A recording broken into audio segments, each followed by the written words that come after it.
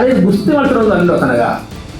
ഗോതയിലിറങ്ങി trouser വിട്ട് എണ്ണ തേച്ചിരുന്നിട്ട് വാ, അതറിയാം. നിയമസഭയിൽ നമ്മൾ കണ്ടതല്ലേ മെച്ചപ്പെട്ട എന്താണ്ടത്. പാമ്പ് കടിയേറ്റ് കുട്ടി മരിച്ചത് ആരുടെ കാലഘട്ടത്താ?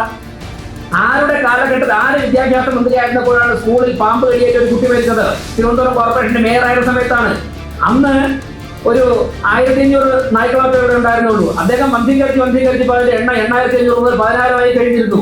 തിരുവനന്തപുരത്തിന്റെ വളർച്ചയ്ക്ക് വേണ്ടി, മുന്നേറ്റത്തിന് വേണ്ടി എന്ത് കാര്യമാണ് ഇവർ ചെയ്തിട്ടുള്ളത് എന്നുള്ള ഒരു തുറന്ന ചർച്ചയ്ക്ക് ഇവർ 3 പേരും തയ്യാറാണ്. വി ശിവൻകുട്ടി നേമം മണ്ഡലത്തിലെ LDF സ്ഥാനാർത്ഥി. അദ്ദേഹം തിരുവനന്തപുരം കോർപ്പറേഷന്റെ മേയറായിരുന്നു, MLA ആയിരുന്നു. ഇപ്പോൾ അദ്ദേഹം മന്ത്രിയാണ്. ഇപ്പം അദ്ദേഹം അയ്യപ്പൻ കോശിയും കളിക്കുകയാണല്ലോ. അദ്ദേഹം ഗോതയിലിറങ്ങി നിൽക്കുകയാണ്. ഈ മൽപ്പിടുത്തം അദ്ദേഹത്തിന് നല്ല വശമുള്ള ആളാണ്. അപ്പോൾ എല്ലാ മാധ്യമപ്രവർത്തകർക്കും നമസ്കാരം. ഇനി ചുരുങ്ങിയ ദിവസങ്ങൾ മാത്രമേ ഉള്ളൂ നമ്മുടെ കേരള രാഷ്ട്രീയത്തിൽ ചരിത്രം തിരുത്തി എഴുതാൻ പോകുന്ന നിയമസഭാ തെരഞ്ഞെടുപ്പിൽ. തിരുവനന്തപുരം കേന്ദ്രീകരിച്ച് രാഷ്ട്രീയ ചർച്ചകൾ വളരെ സജീവമായിട്ട് മുന്നോട്ട് പോവുകയാണ്. കഴിഞ്ഞ ഒരു 10-20-30 വർഷമായി തിരുവനന്തപുരം കേന്ദ്രമാക്കി പ്രവർത്തിക്കുന്ന പൊതുപ്രവർത്തകരാണ് ഞങ്ങളൊക്കെ തന്നെ. അപ്പോൾ എന്നേക്കാൾ മുമ്പ് പൊതുപ്രവർത്തനം തിരുവനന്തപുരം കേന്ദ്രമാക്കി ആരംഭിച്ച ആളാണ് ശ്രീ MR ഗോവൻ. അതോടൊപ്പം തന്നെ ഇപ്പോൾ തിരുവനന്തപുരം കോർപ്പറേഷൻ്റെ ഭരണത്തിന് നേതൃത്വം കൊടുക്കുന്ന ഏറെക്കുറെ എല്ലാ കൗൺസിലർമാരും നേതാക്കന്മാരും ഒക്കെ തന്നെ ഒരു 2 പതിറ്റാണ്ട് 3 പതിറ്റാണ്ട് അപ്പുറം പൊതുപ്രവർത്തനം നടത്തുന്നവരാണ്. ഞങ്ങൾ ചില ചോദ്യങ്ങൾ കേരള സമൂഹത്തിന് മുൻപിൽ ഉന്നയിക്കുകയാണ്. ആ ചോദ്യങ്ങൾക്ക് വർഷങ്ങളായി തിരുവനന്തപുരം കേന്ദ്രീകരിച്ച് പൊതുപ്രവർത്തനം നടത്തി പതിറ്റാണ്ടുകളോളം ഒന്നല്ലെങ്കിൽ മറ്റൊരു അധികാര സ്ഥാനം കൈയാളിയ നേതാക്കന്മാർ തിരുവനന്തപുരത്തുണ്ട്. മറുപടി പറയണം. ബഹുമാനപ്പെട്ട വി ശിവൻകുട്ടി നേമം മണ്ഡലത്തിലെ LDF സ്ഥാനാർത്ഥി. അദ്ദേഹം തിരുവനന്തപുരം കോർപ്പറേഷന്റെ മേയറായിരുന്നു, MLA ആയിരുന്നു. ഇപ്പോൾ അദ്ദേഹം മന്ത്രിയാണ്. അതുപോലെ തന്നെ ബഹുമാനപ്പെട്ട ശ്രീ കടകംപള്ളി സുരേന്ദ്രൻ. അദ്ദേഹം MLA ഒന്നിൽ കൂടുതൽ തവണ ആറ്റിങ്ങൽ നിന്ന് MLA ആയിട്ടുണ്ട്. അതോടൊപ്പം തന്നെ കഴക്കൂട്ടത്തു നിന്ന് ഒന്നിൽ കൂടുതൽ തവണ ജയിച്ചിട്ടുണ്ട്, മന്ത്രിയായിരുന്നു. വട്ടിയൂർക്കാവ് നിയോജക മണ്ഡലത്തിലെ LDF സ്ഥാനാർത്ഥി ശ്രീ VK പ്രശാന്ത് മേയറായിരുന്നു. അദ്ദേഹം ഒന്നിൽ കൂടുതൽ തവണ MLA ആയിട്ടുണ്ട്. ഇവരൊക്കെ തന്നെ നിരവധി കാലം, പതിറ്റാണ്ടുകളോളം വിവിധ അധികാര കേന്ദ്രങ്ങൾ കൈയാളിയവരാണ്. ഇവരുടെയൊക്കെ തന്നെ പ്രവർത്തനത്തിന്റെ ഫലമായി അല്ലെങ്കിൽ ആ കാലഘട്ടത്തിൽ തിരുവനന്തപുരത്തിന്റെ വളർച്ചയ്ക്ക് വേണ്ടി, മുന്നേറ്റത്തിന് വേണ്ടി എന്ത് കാര്യമാണ് ഇവർ ചെയ്തിട്ടുള്ളത് എന്നുള്ള ഒരു തുറന്ന ചർച്ചയ്ക്ക് ഇവർ 3 പേരും തയ്യാറാകണം. ഞങ്ങൾ തയ്യാറാണ്. നമ്മളിപ്പോൾ നേരിട്ടുകൊണ്ടിരിക്കുന്ന, കഴിഞ്ഞ ജനുവരി മാസം മുതൽ നേരിട്ടുകൊണ്ടിരിക്കുന്ന ഏറ്റവും പ്രധാനപ്പെട്ട പ്രതിസന്ധി എന്താണ്? കുടിവെള്ള പ്രശ്നമാണ്.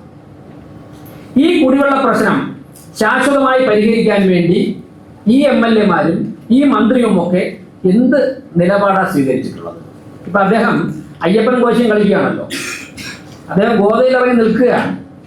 ഈ മൽപ്പിടുത്തം അദ്ദേഹത്തിന് നല്ല വശമുള്ള ആളാണ്. പക്ഷേ രാഷ്ട്രീയത്തിൽ ആശയ സംവാദമാണ് ആവശ്യം. അയ്യപ്പനും കോശിയും കളിയൊക്കെ നമുക്ക് കളിക്കാം.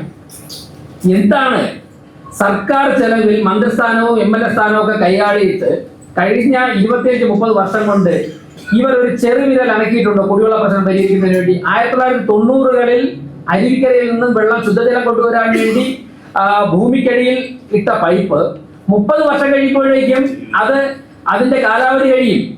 അതിനു മുൻപ് തന്നെ പുതിയ പൈപ്പ് ലൈൻ ഇട്ടെങ്കിൽ മാത്രമേ വെള്ളത്തിന്റെ ഒഴുക്ക് സുഗമമാവുകയുള്ളൂ. അതിന് ഇവർക്ക് ആർക്കും തന്നെ സാധിക്കാത്തത് കൊണ്ടാണ് തിരുവനന്തപുരം പട്ടണം ഇന്ന് കുടിവെള്ള പ്രശ്നം അനുഭവിക്കുന്നത്.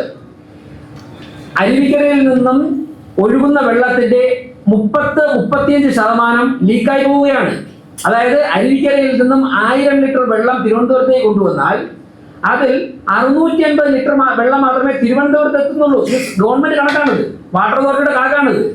ഇത് പരിഹരിക്കുവാൻ വേണ്ടി ഒരു ചെറുവിരൽ അനക്കിയിട്ടുണ്ടോ? 2 മേയർമാരിവിടെ ഉണ്ടായിരുന്നല്ലോ, ബഹുമാനപ്പെട്ട വട്ടിയൂർക്കാവ് സ്ഥാനാർത്ഥിയും നേമ സ്ഥാനാർത്ഥിയും.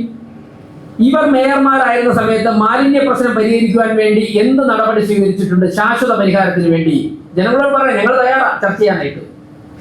തെരുവ് നായ്ക്കളുടെ മദ്യീകരണം ഈ വന്ധീകരണം ആരംഭിച്ചത് ബഹുമാനപ്പെട്ട ശ്രീ വി ശിവൻകുട്ടി തിരുവനന്തപുരം കോർപ്പറേഷന്റെ മേയറായ സമയത്താണ്. അന്ന് ഒരു 1500 നായ്ക്കളൊക്കെ ഇവിടെ ഉണ്ടായിരുന്നുള്ളൂ. അദ്ദേഹം വന്ധീകരിച്ച് അതിന്റെ എണ്ണ 8500 മുതൽ 10000 കഴിഞ്ഞിരുന്നു. പറയട്ടെ, എന്താ സംഭവിച്ചത്? തെരുവുനായ വന്ധീകരണത്തിൽ വിളപ്പിൽ ശാല എന്ന് കേൾക്കുമ്പോൾ തന്നെ മാലിന്യ സംസ്കരണവുമായി ബന്ധപ്പെട്ട ആൾക്കാർ ഭയപ്പാടോടെയാണ് ആ പേരുകൾ ഉച്ചരിക്കുന്നത് തന്നെ.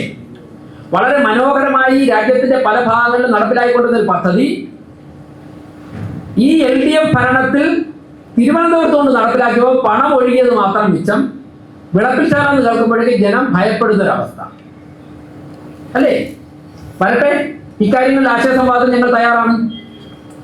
അപ്പോൾ രാഷ്ട്രീയ പ്രവർത്തനം നടത്തുമ്പോൾ, തെരഞ്ഞെടുപ്പ് പ്രവർത്തനം നടത്തുമ്പോൾ ജനങ്ങൾക്ക് നമുക്ക് അധികാരം കിട്ടിയ സമയത്ത് ഏതു തരത്തിലുള്ള കാര്യങ്ങളാണ് ചെയ്തത്, എന്ത് ഗുണകരമായ കാര്യങ്ങളാണ് ചെയ്തത് എന്നതിനെ കുറിച്ചുള്ള ചർച്ചകളാണ് ആവശ്യം. ആ ചർച്ചകൾക്ക് BJP എപ്പോഴും തയ്യാറാണ്.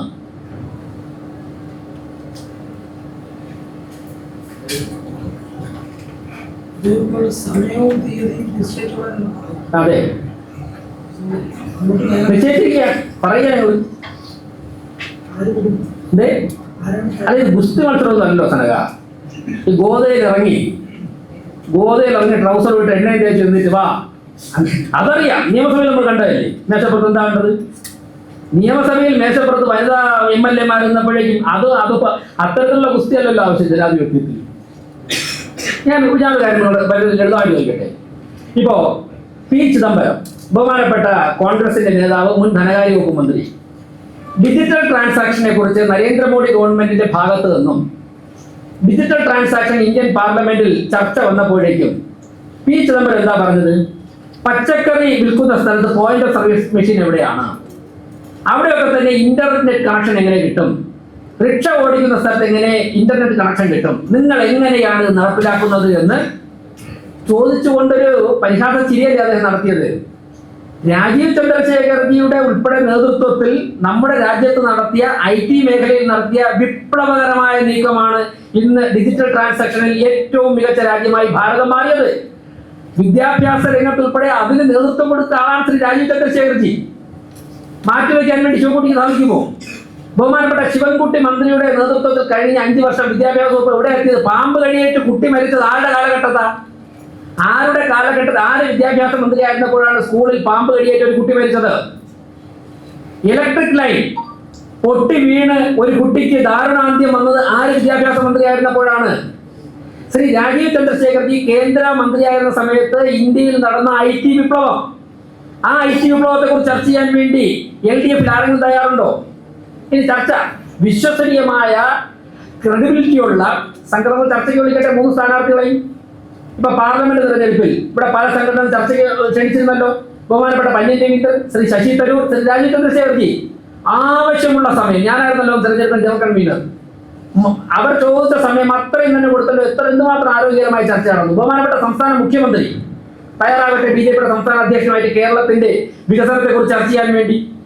രാജീവ് ചന്ദ്രശേഖർ പറഞ്ഞല്ലോ, ബഹുമാനപ്പെട്ട മുഖ്യമന്ത്രിയോടുമായി ബന്ധപ്പെട്ട് ക്രിയാത്മകമായ ചർച്ചകൾ കേരളത്തിന്റെ ഭാവിയിലെ വികസനത്തിന് വേണ്ടി, ഇതുവരെ നടന്ന കാര്യങ്ങൾക്ക് വേണ്ടി നമുക്ക് ചർച്ച ചെയ്യാം. ആ സംഭവം അദ്ദേഹം ആദ്യമേ പറഞ്ഞാണല്ലോ.